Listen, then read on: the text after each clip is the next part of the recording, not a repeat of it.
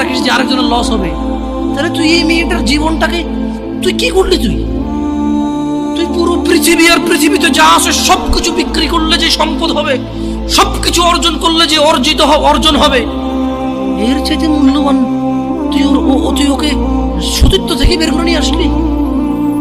তুই তোর সামান্য ডিজায়ার ফুলফিল করার জন্য, যেটা আল্লাহ তোর জন্য বৈধ করেছে, কবুল বললে তোর বাপের দোষ, আল্লাহর তো দোষ না, তোর বাপের দোষ, সমাজের তো দোষ না।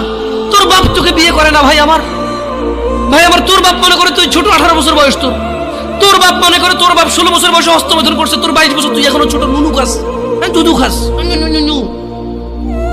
তোর বাপের অজ্ঞতা, ইসলামের দোষ দিবি কেন তুই? এটা তোর বাপ 13 বছর বয়সে চাস্তমান জাটতমান নিয়ে পালাই গেছে, এরপরে সবাই মিলে ধরে আনছে, এরপরে তোর বাপের তোর দাদারা বলছে কলিযুগ শেষ হয়ে গেছে। 20 বছর আগের কথা বলতেছি আর কি।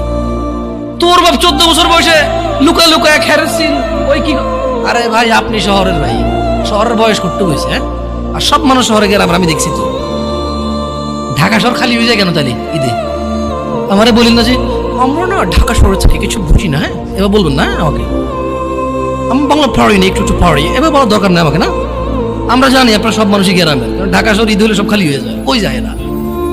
হ্যাঁ, তো তোর বাপ ওই যে হ্যান কেউ বলি না যে সুপারি বাগান চেনেন না, ওই যে খেরের চিন, এগুলো বোঝেন না বললেন না আমার। যে জামশেদ ভাই যে কন্টেক্সটে কথা বলার বুঝে আর না, একটু শিখেলে তো ও বলার দরকার নেই। কেমন আমি জানি আপনি বোঝেন না, বুঝের ভান করার দরকার নেই।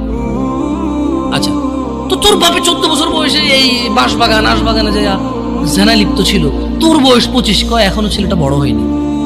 তো দোষ ইসলামের এখানে? তোর বাপের, তোর জান্নাতের প্রতি পরোয়া নেই, তোর টাকার প্রতি পরোয়া আছে। তোর বাপ তোর জান্নাত সেট করতে চায় না, তোকে নাকি ভালোবাসে। তোর বাপ তোর ইজ্জতের পরোয়া করে না, তোকে নাকি ভালোবাসে।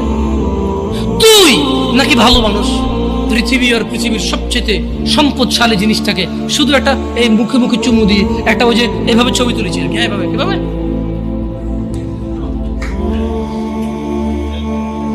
এরপরে ফোল্ডার বানায়, ফোল্ডার লক করে রাখছে যাতে কেউ না জানে।